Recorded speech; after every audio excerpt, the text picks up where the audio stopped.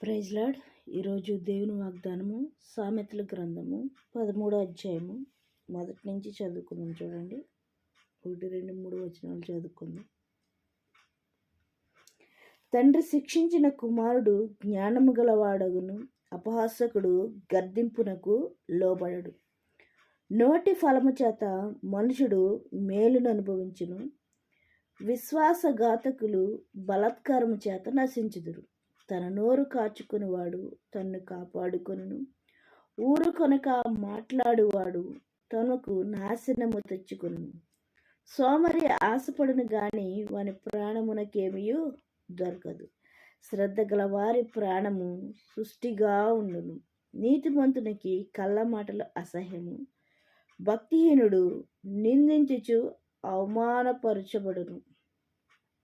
యథార్థవర్తునికి నీతియే రక్షకము, భక్తిహీనత పాపులను చెరిపివేయును. ఇక్కడ తండ్రి శిక్షించిన కుమారుడు ఏమవుతున్నాడంటే జ్ఞానము గలవాడవుతున్నాడంట. ఎందుకంటే నీకు జ్ఞానము లేకపోయినట్లయితే నీ తల్లిదండ్రి నిన్ను శిక్షించైనా సరే నీకు జ్ఞానాన్ని నేర్పించడానికి ప్రయత్నిస్తారు. అంతే తప్ప నువ్వు బాధపడాలని కాదు, నువ్వు ఏడవాలని కాదు, నువ్వు ఇంకా చెడిపోవాలని అయితే కాదు. కానీ నిన్ను తల్లిదండ్రులు శిక్షిస్తున్నారంటే నిన్ను మంచి మార్గంలో పెట్టడానికి మాత్రమే అనే విషయాన్ని నువ్వు గ్రహించినట్లయితే ఇంకా నువ్వు నేను మన అందరం కూడా గ్రహించాలండి. ఎందుకంటే ఈ లోకంలో ఉన్న తల్లిదండ్రుల కంటే మనల్ని తన స్వహస్తాలతో తన చేతులతో తయారు చేసిన మన పరలోకపు తండ్రి ఇంకా అమూల్యమైన బహుమానాలు మనకి ఇవ్వడానికి మనల్ని శిక్షించేవాడిగా ఉంటాడండి. ఏదైనా ఇప్పుడు ప్రస్తుత కాలము జీవిత కాలము ఎలా ఉంటుందంటే ప్రతి కుటుంబంలో కూడా కష్టకరంగానే ఉంటుంది.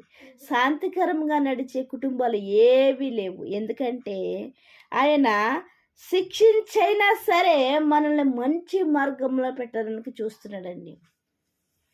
తండ్రి శిక్షించిన కుమారుడు జ్ఞానము గలవాడగును అంటున్నాడు. జ్ఞానము ఎందుకంటే నువ్వు పాపములోనికి వెళ్ళకుండా ఉండడానికి, జ్ఞానము ఎందుకంటే నువ్వు నరకములో కాలిపోకుండా ఉండడానికి. నీకు జ్ఞానము లేక పాపానికి దగ్గర అయిపోతున్నప్పుడు ఏమైపోతున్నావు? నరకానికి దగ్గర అయిపోతున్నావు. నువ్వు పాపాన్ని ప్రేమించిన నాడు నరకానికి దగ్గర అయిపోతున్నావు. ఆ నరకం నుంచి తప్పించడానికే కదా నీకోసం నా కోసం ఆయన ప్రాణాన్ని పెట్టాడు. అందుకోసం ఏమంటున్నాడు? తండ్రి శిక్షించిన కుమారుడు జ్ఞానము గలవాడగునంట. నువ్వు ఎప్పుడైతే తండ్రి శిక్షకు లోబడుచున్నావో, తల్లిదండ్రి శిక్షకు లోబడుచున్నావో అప్పుడు నీకు జ్ఞానం వస్తుంది. నీకు జ్ఞానం వచ్చినప్పుడు ఏది మంచి ఏది చెడు అనే ఆలోచన నీలో కలుగుతుంది. ఎందుకంటే ఇప్పుడు వరకు మనము జ్ఞానము లేకుండా ఉన్నామేమో, జ్ఞానము లేకయే మన జీవితాలను పాడు చేసుకుంటున్నామేమో. అందుకే వాక్యముతో మాట్లాడుతున్నాడు ఆయన.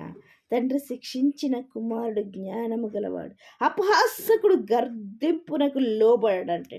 అపహాసకుడు అంటే జ్ఞానము లేనివాడు గర్దింపునకు లోబడడు. ఎందుకంటే నాకు తెలుసు అంటాడు తప్ప అది నిజమైన జ్ఞానము కాదండి, నాశనం అయిపోయే జ్ఞానము. ఏంటంట? నాశనానికి నడిపే జ్ఞానము. వాడికి జ్ఞానం ఉన్నట్లయితే ఎందుకు ఏంటంట శిక్షణ తెచ్చుకుంటున్నాడండి. జ్ఞానం ఉన్నట్లయితే శిక్షణ తెచ్చుకోకుండా జ్ఞానము గలవారిగా నడుచుకునేవారిగా ఉంటాం.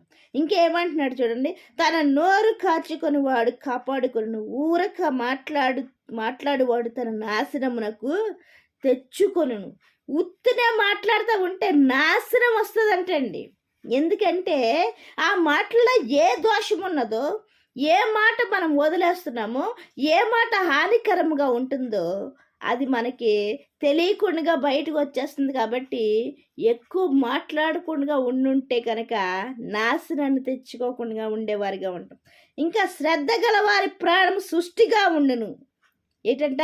సోమరి ఆశపడినంట కానీ సృష్టి లేదంట. శ్రద్ధగా పనిచేసే వారి ప్రాణం ఎలాగుంటుందంట? సృష్టిగా ఉంటుందంట. ఇంకా నీతిమంతునికి కళ్ళ మాటలు అసహ్యము అంటున్నాడు. కళ్ళ మాటలు అంటే ఇక్కడ ఎక్కడ అక్కడ ఇక్కడ చెప్పడము నీతిమంతులకి ఏం కలుగుతుందంట? అసహ్యం కలుగుతుందంట. ఎందుకంటే మన తండ్రికి కూడా అలాంటి మాటలు ఇష్టం ఉండవండి. ఇక్కడ చెప్పడం. కానీ వాక్యముతో మనందరితోటి మాట్లాడుతున్నాడు.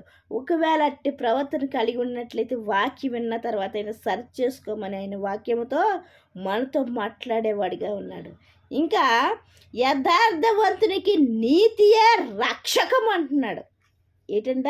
నువ్వు ఎప్పుడైతే యథార్థంగా ఉంటావో ఆ నీతే నిన్ను రక్షించేదిగా ఉంటుందంటండి. అనుకుంటాం ఎంత నీతిగా ఉంటున్నా కూడా దేవుడు న్యాయం చేయట్లేదని అనుకుంటాం, కానీ ఆ యథార్థత ఏదో ఒక రోజు, ఆ నీతే ఏదో ఒక రోజు నిన్ను నన్ను మనందరినీ కాపాడేదిగా ఉంటుంది. అయితే ఆయన కాపాడడానికి సిద్ధంగానే ఉన్నాడు.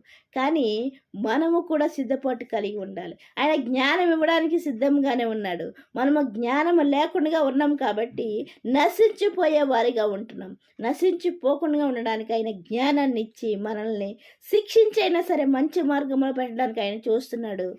ఆయన ఇచ్చే బహుమానాలు ఏదైనా పొందుకోవడానికి, జ్ఞానాన్ని పొందుకోవడానికి, ఇంకా ఏంటంటే మనం రక్షించుకోవడానికి నీతిగా ఉండి దేవుడిచ్చే జ్ఞానం పొందుకోవడానికి సిద్ధపాటు కలిగి ఉందాం. దేవుడిచ్చిన పరిశుద్ధ వాక్యం దీవించిన గాక.